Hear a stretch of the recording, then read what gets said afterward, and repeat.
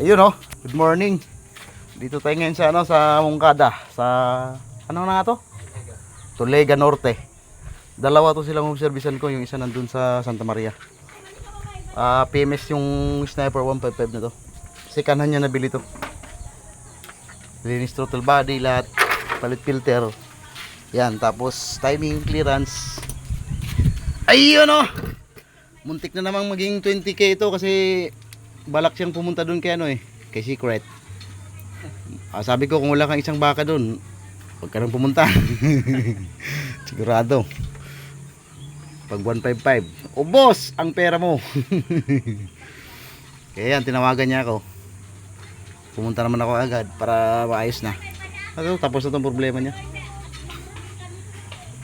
Smooth pa naman ito yung unang Sniper 152 yung una. Ayan o. Tinabas na pala to. Tapusin ko muna. Marami yung ano niya oh. Total body, grabe. Naglilinis muna ako.